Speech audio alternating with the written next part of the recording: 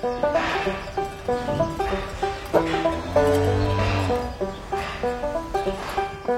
perbankan itu masa lalu, Mas. Kalau sekarang ditanya ya, apa aktivitasnya Pak Arif? Ya tukang ngarit saya. Bahkan kaos saya itu 2019 tetap ngarit gitu. Saya bahagia sekarang, jelas. Alhamdulillah saya bahagia luar biasa. Ternyata kebahagiaan itu tidak bisa diukur dengan materi. Bisa kumpul setiap saat dengan keluarga, itu kebahagiaan yang luar biasa. Kedua, bisa ibadah semaksimal mungkin, tidak dikejar oleh pekerjaan, itu juga kebahagiaan yang luar biasa. Lebih baik hidup sederhana tanpa utang daripada kelihatan kaya tetapi itu utangan, Mas.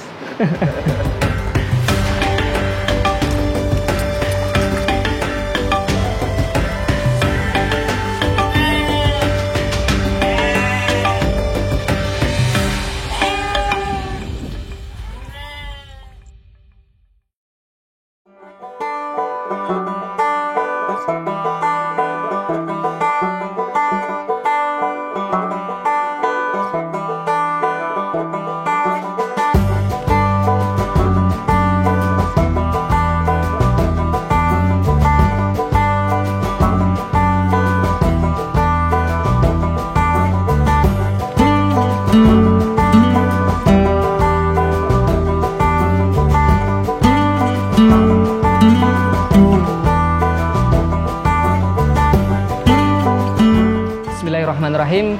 Assalamualaikum warahmatullahi wabarakatuh. Perkenalkan, nama saya Arif Eko Nugroho. Teman-teman biasa memanggil saya Arif. Aktivitas yaitu satu ternak teri, nganter anak sama nganter istri. Kemudian yang kedua, kita menyediakan telinga untuk mendengarkan curhatnya orang-orang yang mungkin sedang mumet. Dan kemudian yang ketiga, aktivitas tambahan kita yaitu mengelola usaha peternakan di Siafam, dan ada juga di rumah kuliner doyan pizza.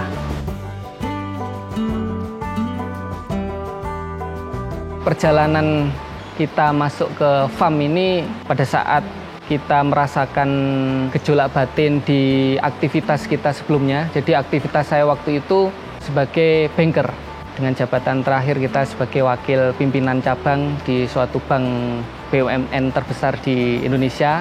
Kita bertugas di Malang. Saya sudah merasakan gejolak batin lah. Banyak hal-hal yang bertentangan dengan hati nurani, kemudian juga harus jauh keluarga, banyak hal yang dikorbankan hanya untuk sebuah materi. Kita sudah bertekad untuk harus bisa mandiri gitu. Sehingga memutuskan untuk mencari informasi, belajar dari para pebisnis yang sudah sukses. Semakin banyak kita belajar bisnis, bukan semakin mudah untuk memutuskan, ternyata semakin pusing, semakin takut untuk memulai.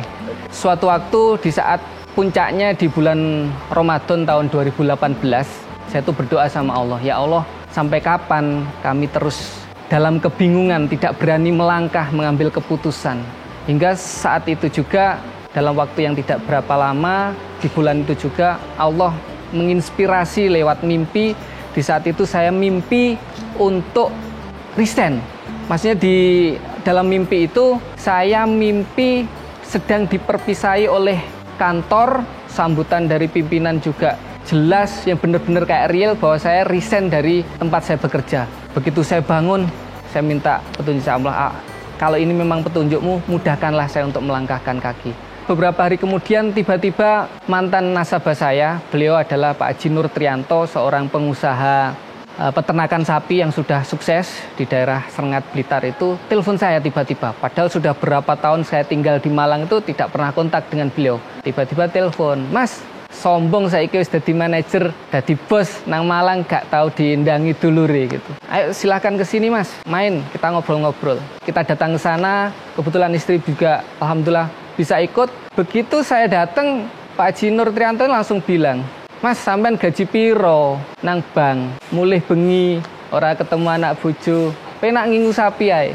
Lek duwe mobil, duwe motor didol, ijolne sapi. Jadi beliau menginspirasi saya untuk memulai bisnis sapi. Waktu itu saya juga masih ragu, karena saya tidak pernah berbisnis sebelumnya. Beliau meyakinkan, sudah, sapi saya yang menyediakan, nanti dititipkan ke peternak saya, jenengan tinggal mantau hasilnya berapa. Alhamdulillah Ternyata yang dititipin adalah teman sejawat saya yang sama-sama juga di bank yang sama, yang ternyata qadarullah juga resign-nya pada hari yang sama. Beliau sudah sukses duluan. Jadi waktu itu sapinya sudah 30 ekor. Jadi saya titip di sana dan Masya Allah, Allah itu kalau punya cara untuk memantapkan hati seorang hamba yang sedang bingung ataupun ragu, itu luar biasa di bombongnya itu. Jadi hasil yang kita dapatkan dari usaha pertama itu 1 ekor sapi ini luar biasa, yang mungkin peternak lain tidak pernah mengalami. Sehingga matematika manusia kita langsung bicara, waduh, ya mantap ini. Kalau 1 sapi aja hasilnya segini, kenapa takut resign? Jadi waktu itu gitu, yang memantapkan saya untuk berani itu dari awalnya itu. Saya memutuskan untuk menulis surat resign. Hati ini sudah beda, pikiran ini sudah beda. Kalau dulu begitu selesai sholat, Assalamualaikum warahmatullahi, Assalamualaikum warahmatullahi, ini sudah HP yang dilihat. Ada instruksi apa ini dari Kanwil, ada instruksi apa ini dari pimpinan. Jadi waktu itu kita benar-benar bisa khusyuk, sudah tidak mikir lah. Nanti pekerjaan dilanjut lagi, kalau nuruti kerjaan tidak akan ada habisnya. Menunggu hari H kita merdeka itu rasanya memang sudah benar-benar merdeka secara hati dan pikiran.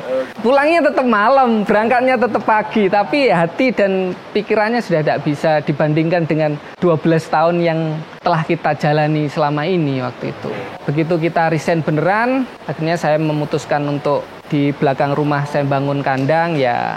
Kemudian ada teman, mertua, saudara yang nitip sapi. Sehingga kita mengelola 11 ekor sapi waktu itu. Alhamdulillah hasilnya luar biasa. Walaupun tidak sebesar dan semaksimal seperti yang tadi itu. Yang pancingan dari Allah tadi. Hingga datanglah masa pandemi.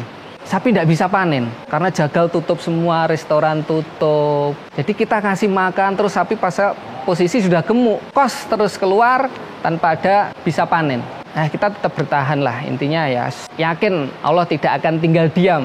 Ramadan datang, Allah memberikan pertolongannya, sapi kita diborong oleh seorang pengusaha jagal di Malang. Ya Alhamdulillah tidak begitu parah.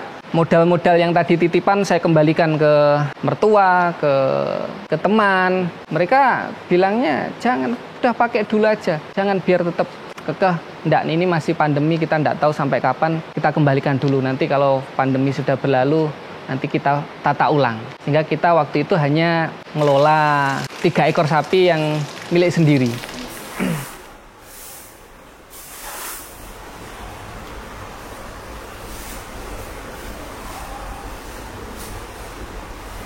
Saya itu setiap aktivitas, setiap Senin, itu saya ngaji di Malang. Waktu saya masih di Malang, saya kedatangan tamu di rumah yang ternyata beliau adalah abahnya teman saya waktu di pondok. Beliau lihat kandang, kok isinya cuma 3 ekor gitu. Padahal ini prospek gitu kan. Ketemunya sama istri sama anak. Minggu kemudian ganti putranya yang teman saya di pondok ini kontak dengan saya. Intinya pengen punya usaha sapi di Blitar. Akhirnya kita carikan lokasi, ada banyak pilihan, akhirnya ketemu di tempat ini. Begitu ketemu tempat ini, teman saya ini bilang, Mas, mau dikonsep seperti apa? Pengennya jenengan, kandangnya itu mau seperti apa? Saya kaget loh, ini kan kandangnya jenengan, kenapa kok yang tanya saya ya? Jenengan yang saya minta untuk handle gitu loh. Saya itu masih belajar, ngingu sekolah saya gak becus kok. Jenengan mau seluruh ngelola peternakan yang mungkin nantinya ini bukan peternakan biasa, peternakan besar gitu. Saya kayak mikir profit ini kayaknya sudah tidak mampu gitu. Tak fokus cari amal aja lah. Loh Mas, nanti kandang yang kita buat ini nanti pure untuk amal. Kita tidak usah mikir profit lah. Kalau sesuai profit pasti profit.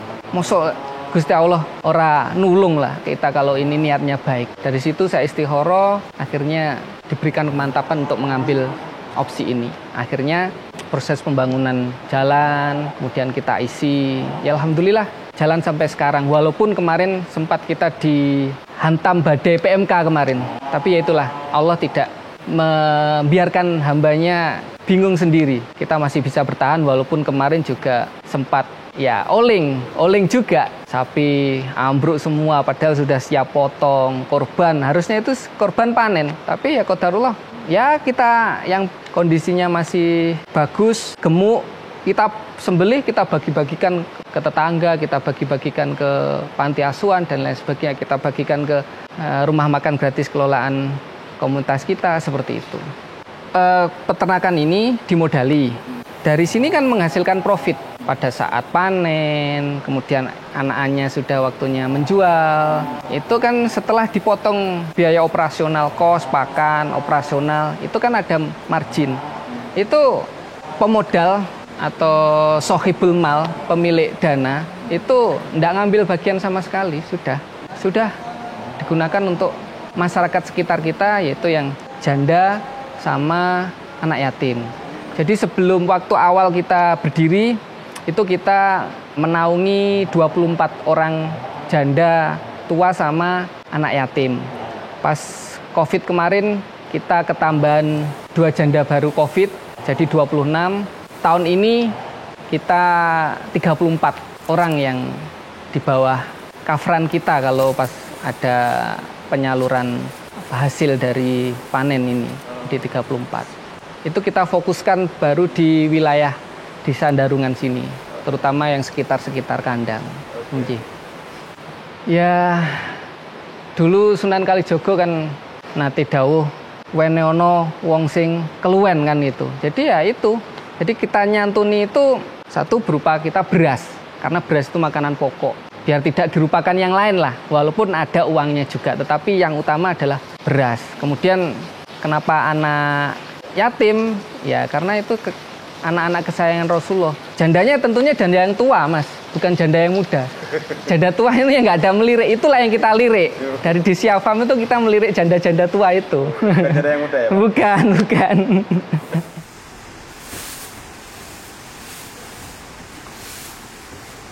Yang pertama niatnya sudah benar, Mas. Niatnya harus benar bahwa ini di jalan Allah, fisabilillah. Jadi yang pertama itu. Kemudian yang kedua ya tetap harus kita kelola secara profesional. Manajemen pakannya, kemudian pemasarannya, rekanan bisnis, penyediaan bakalannya. Jadi kita menjalin kerjasama dengan banyak pihak, penyedia bakalan, banyak channelnya. Sehingga kita tidak kesulitan pemasaran. Dan terus berinovasi bagaimana membuat komposisi pakan yang murah, tetapi tetap bergizi dan tetap berkualitas. Dan itu tentunya juga problematika tersendiri di dalam sektor peternakan, karena pakan ini menempati porsi tertinggi di dalam biaya operasional. Apalagi harga pakan, bahan, itu kadang fluktuatif. Kita harus pandai-pandai improvisasi ataupun membuat komposisi pakan-pakan yang saat itu melimpah, tetapi nilai gizinya tidak kalah, seperti itu. Jadi pakan ya tetap standar seperti peternak yang lain, tetapi pada saat kondisi panen melimpah yang ada di wilayah ini, itu yang kita optimalkan. Misalnya pas waktu panen jagung, ya kita pakai jungle gilingnya. Kalau misalnya pas waktunya panen raya padi, ya berarti jeraminya yang kita tandon. Ya itu nanti kita fermentasi sehingga gizinya tetap standar peternakan. Ya tentunya belajar ke teman-teman peternak yang sudah sukses, sharing. Kita ikut grup-grup peternak, kita sering main ke rumah peternak yang sudah sukses, termasuk ke Pak Haji Nur Trianto tadi, dan ke peternak-peternak yang lain.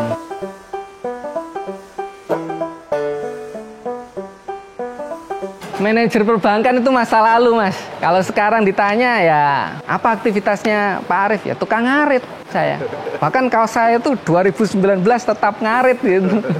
Saya itu menjalani kondisi ini tuh saya bahagia. Saya nyaman, saya enjoy. Tetapi orang-orang di sekeliling kita yang kadang mungkin tetangga, teman, mungkin itu kadang melihatnya saya itu prihatin. Dikiranya itu saya menderita dengan kondisi ini. Bahkan ada yang sungkan. Jadi di lingkungan saya itu ada namanya jadwal ronda. Jadwal ronda itu padahal sudah jelas-jelas saya itu sudah beralih profesi dari pekerjaan yang lama. Tetap di situ ditulis Pak Arif nama banknya. Kenapa kok tidak dirubah Pak Arif Sapi atau Pak Arif Pizza? Padahal saya itu malu dengan titel yang lama itu, saya sudah sedih itu. Kalau itu menempel tetap. Saya pengen malah lebih bahagia Pak Arif Sapi gitu, saya lebih.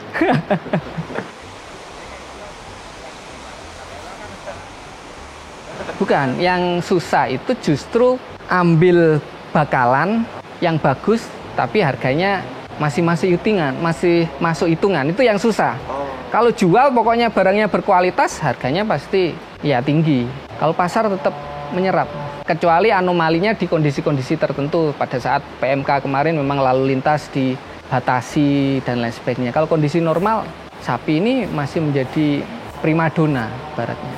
Breeding. Breeding ya? Ya, breeding. Jadi awal konsepnya kita sebetulnya di awal itu adalah fattening atau penggemukan. Kita belum melirik ke fokus ke breeding. Tapi kita juga ada breeding beberapa ekor. Dan perjalanan waktu yang membuktikan pada saat PMK kemarin, sapi-sapi indukan ini lebih survive terhadap virus, terhadap wabah. Dan juga kondisi di lapangan bahwa bakalan itu rebutan. Bakalan yang bagus tapi murah itu jarang. Makanya sekarang kita balik komposisinya breeding yang menduduki porsi besar, nanti fatteningnya porsinya menjadi kecil. Dan nanti tetap fattening, nanti kita genjotnya di menjelang Idul Kurban.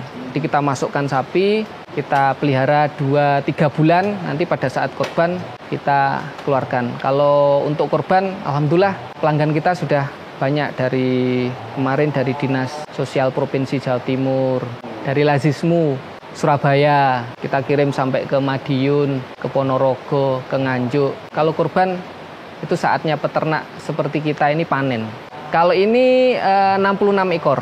Nanti kalau memang ini diijabah sama Allah, ke timur ini kan lahannya masih luas. Yang kita tanami rumput itu ya nanti kita pengembangannya ke sana. Jadi goal dream-nya kita itu dari kandang ini, dari hasil kandang ini kita bisa mendirikan pesantren anak yatim ke depan. Mudah-mudahan Allah ijabah. Dan juga dari kandang ini juga nanti kita bisa mendirikan minimal 1 masjid di daerah mana yang memang benar-benar nanti membutuhkan. Mudah-mudahan itu ke depan juga Allah mengijabah, Mas.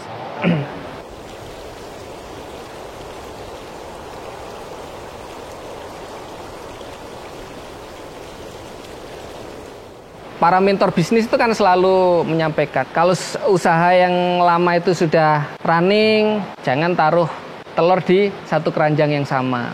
Kita berpikir usaha apa ya yang tidak perlu modal besar, tetapi turnover-nya cepat, cash flow-nya juga cepat. Itu adalah kuliner. Kenapa kok pizza? Yaitu lagi-lagi Allah yang mendatangkan petunjuk. Jadi istri itu dimintai sama temennya untuk bikinkan pizza untuk acara ultah anaknya gitu loh. Padahal istri belum pernah bikin pizza. Pokoknya pasti bisa kamu. Karena memang istri gemar untuk memasak sih. Ya akhirnya belajar dari YouTube, kemudian dicoba eksperimen, akhirnya jadilah pizza itu. Walaupun belum seperti sekarang formulanya. Jadi waktu itu temennya yang pesen tadi puas itu rasanya. Ini pizza kok ramah di lidah kita gitu kan. Ya, kalau kita dalam hati bilangnya iki jenenge pizza Jawa iki.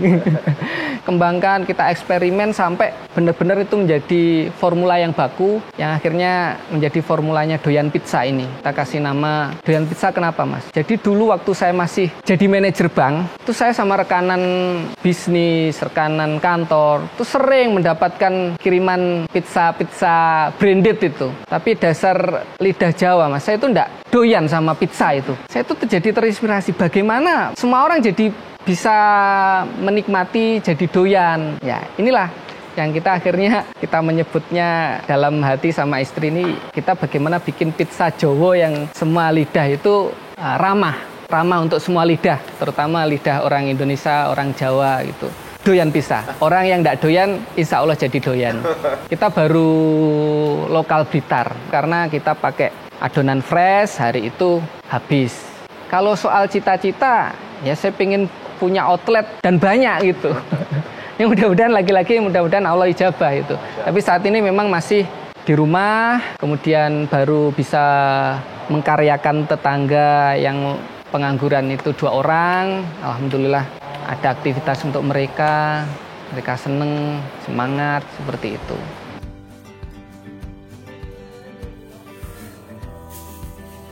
Saya bahagia sekarang, jelas. Alhamdulillah saya bahagia luar biasa. Ternyata kebahagiaan itu tidak bisa diukur dengan materi.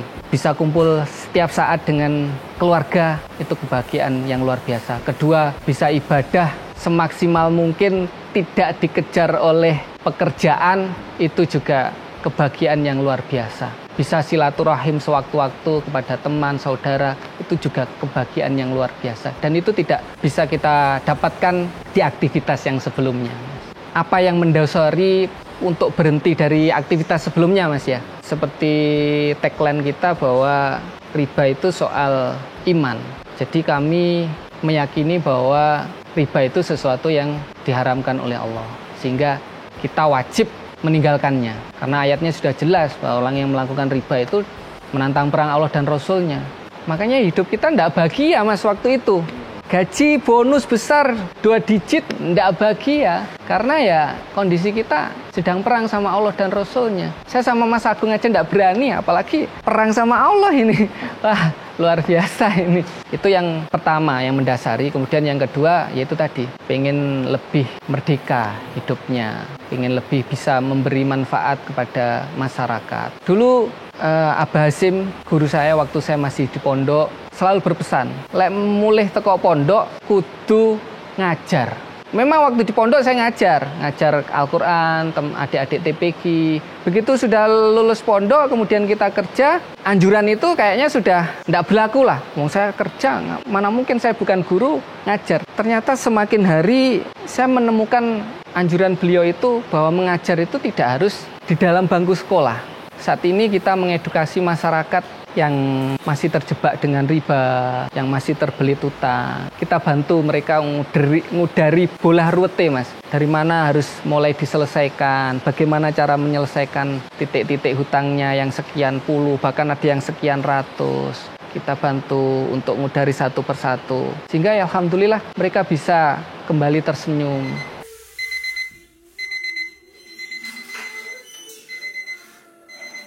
Jadi pada saat memutuskan resign, kemudian kita sudah memulai usaha dengan ya dana seadanya, bahkan itu tadi yang titip-titipan tadi, itu orang-orang baik yang di sekeliling kita itu berebut untuk menjadi investor. Tapi ya karena satu sisi saya itu sudah enjoy di situ, menikmati kemerdekaan. Saya itu kalau diinvestori itu mikirnya, waduh nanti hasilnya bagaimana, harus mengembalikan bagaimana. Itu saya sudah tidak mau pusing-pusing ke sana. Ada yang sahabat sekaligus dulu mantan pimpinan saya juga yang sudah resign, itu mau kasih saya modal, tidak main-main, 1 miliar, Mas. Saya tolak, saya takut karena saya masih, ibaratnya saya masih belajar, saya tidak mau ambil risiko, saya tidak mau pusing, saya pengen ya jalan gitu aja lah, nikmati apa yang sudah ada. Apa bedanya setelah dulu bergaji besar, sekarang tidak punya gaji gitu? Yang jelas bedanya yang satu tidak pernah gajian, tapi nyatanya dulu makan 3 kali sehari, sekarang tetap anak bayar sekolah ya tetap, waktunya beli baju baru ya tetap bisa. Bahkan yang paling beda dulu itu meskipun gaji besar, beli mobil ngangsur, Mas, beli motor ngangsur.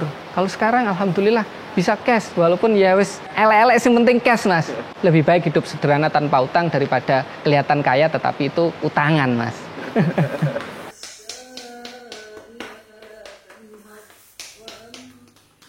Sampai datangnya investor yang ngeyel ini adalah ya memang Allah yang sengaja menghadirkan ini di saat semua godaan tadi mungkin tidak mempan bagi saya, mungkin sudah saatnya Allah kasih inilah yang kayaknya cocok buat kamu gitu kan. Ini teman lama yang ibaratnya ya kalau saya dibilang spesial di mata beliau juga tidak, saya juga sama dengan teman yang lain. Tapi ya mungkin itulah, kalau Allah sudah menghadirkan ini, ada chemistry, cocok, bahkan saya tolak, saya takut kalau harus dituntut profit dan lain sebagainya, beliaunya udah tidak mikir profit. Yang penting amal saya punya, dan ini bermanfaat untuk umat gitu aja. Kalau saya melihat, kenapa beliau ini berani punya misi yang visioner seperti ini, ya tentunya karena background pendidikan atau penanaman dulu waktu kita masih di pondok itu sama Abah Hasim Muzadi itu benar-benar sudah ditanamkan. Itu makanya, Mas, kita tulis di situ. Orang yang tidak berbuat apapun untuk kemaslahatan umat, dia akan dililit oleh permasalahannya sendiri. Satu sisi itu. Kemudian yang kedua, secara finansial beliau sudah lebih dari cukup lah. Seorang pengusaha SPBU, baratnya sudah tidak mikir untuk pribadinya masing, pribadinya sudah tidak mikir lah. Ini saatnya untuk berbagi dan bermanfaat untuk umat. Kalau beliau kebetulan dimampukan oleh Allah dari sisi harta, ya beliau berdakwah atau bisa mau bermanfaat untuk umat ya dari jalan ini salah satunya. Ya ini yang jelas 1,5 miliar habis nah, kalau untuk ini aja. Tapi kalau nanti penuh ya 2,5 miliaran yang tertanam di sini. Belum nanti kalau ini dijabah untuk berkembang semakin ke timur bangunannya ya. Pokoknya kita yakin Gusti Allah Maha Kaya itu aja, Mas.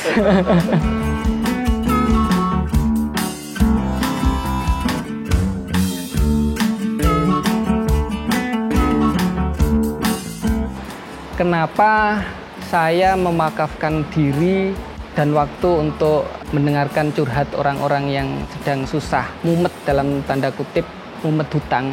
Mengingat umur saya sudah kepala 4, Mas. Misalkan andai kata jatah umur kita sama dengan Rasulullah 63 tahun, berarti kita sudah jalan 3/4 perjalanan, tinggal 1/3 saja. Sementara yang 3/4 kemarin sudah habis, tidak jelas untuk apa kemanfaatannya untuk umat, apa tidak jelas. Mungkin pundi-pundi dosa yang banyak menumpuk di situ. Makanya kita bertekad dengan teman-teman yang satu frekuensi, satu visi dengan kita, itu mewakafkan diri dan mewakafkan waktu kita untuk minimal mendengarkan curhatan mereka.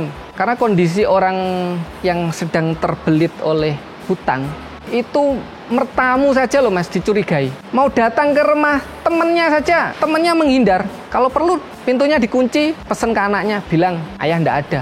Jadi orang yang kondisi seperti itu rata-rata dijauhi oleh lingkungannya, dan kita ada di situ. Banyak menganggap bahwa kita itu bantu minjamin uang, bahwa ternyata ketemu saya itu hanya kita minta untuk berkeluh kesah, kita dengarkan. Setelah unek-uneknya kita dengarkan, kita bantu ngudari satu-satu, dari mana awal permasalahannya itu, sumbernya dari mana, kemudian harus diselesaikan dari mana dulu, titik utangnya berapa saja, di mana saja. Oh, ini harus ini dulu yang diselesaikan. Oh, ini ada potensi pidana, berarti ini yang harus seperti ini hanya murni perdata. Itu kalau orang mumet sudah ndak teko mikir seperti itu, kalau nggak ada orang lain yang benar-benar support, merangkul mereka untuk sekedar mendengarkan dan memberi arahan. Karena ujung-ujungnya orang kalau sudah terbelit hutang, mumet dengan jumlah puluhan titik, bahkan ada yang ratusan titik, kemungkinannya cuma 3, Mas. Percobaan bunuh diri, kemudian yang kedua ritual pesugihan, yang ketiga ODGJ.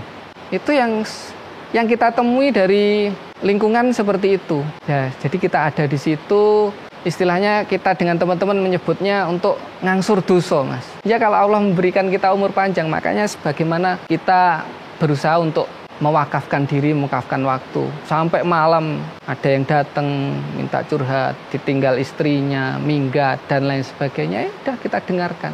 Komunitas kita itu gratis. Ya itu tadi, ngangsur dosa kok mau bayar ya nggak sido, dosanya nggak sido kurang, Mas. Jadi kita gratis. Okay. Kondisi ekstrim dari orang atau jamaah yang kita rangkul di komunitas kita saat ini yang namanya IRIS, Indonesian Riba Solution, ada pasangan suami istri dari kabupaten sebelah. Di jok motornya itu sudah ada baygon. Dia sudah bertekad untuk bunuh diri sekeluarga, sama anaknya yang kecil mau diminumin sekalian. Karena tidak ada harapan lagi. Satu sisi keluarganya juga mendesak karena jaminan milik keluarga. Satu sisi dari pihak pemberi hutang juga menekan. Akhirnya sudah terasa dunia ini sudah tidak ada harapan lagi. Solusi satu-satunya adalah mati aja kayaknya. Alhamdulillah sama Allah masih dipertemukan dengan kita. Dan saat ini alhamdulillah sudah lumayan berdaya lah. Kemudian yang kedua, pesugihan.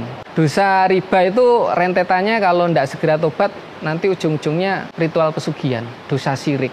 Naudzubillah. Jadi karena terbelit hutang, sambat manusia yang lain itu sudah ditolak, datang ke saudara, pintu ditutup, datang ke teman, ditinggal pergi, dan lain sebagainya. Mereka akhirnya carinya jalur instan. Harapannya ke dunia itu mereka mendapatkan cuan yang instan. Tapi ya nyatanya ya bukan semakin selesai masalahnya, semakin parah. Keluarga berantakan, ditinggal anak, ditinggal istri.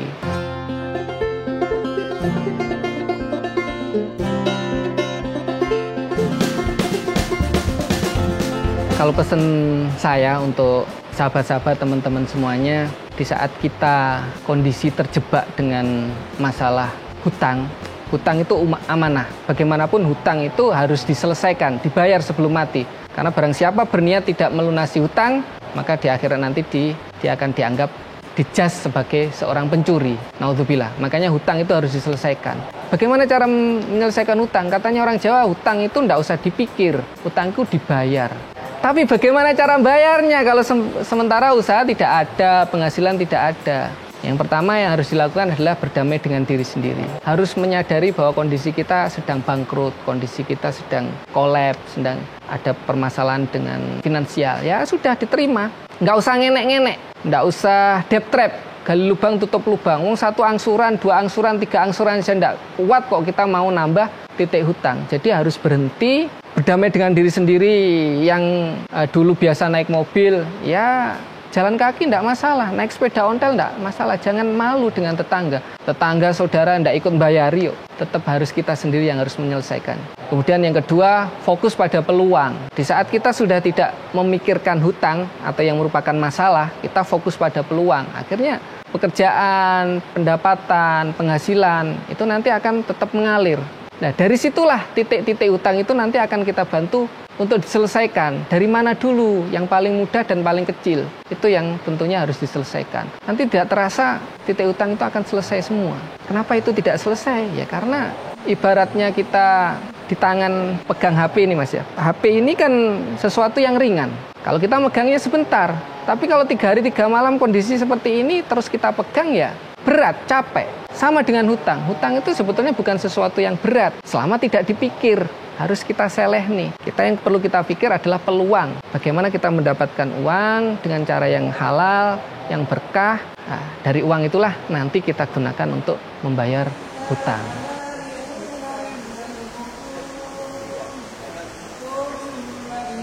Ada beberapa nilai yang menginspirasi, bahkan menuntun kami dengan para sahabat-sahabat ini berjuang di jalan ini, yaitu seperti yang disampaikan oleh Syekh Ibnu Qayyim dalam kitabnya Wabilus Shoyib, itu 5 prinsip tazkiyatun nafs atau 5 prinsip penyucian jiwa.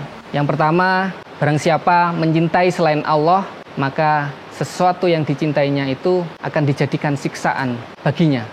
Kemudian yang kedua, barang siapa menyibukkan diri dengan selain Allah, maka kesibukannya itu tidak akan diberkahi. Kemudian yang ketiga, barang siapa takut dengan selain Allah, maka akan dijadikan sesuatu yang ditakutinya itu akan menguasainya.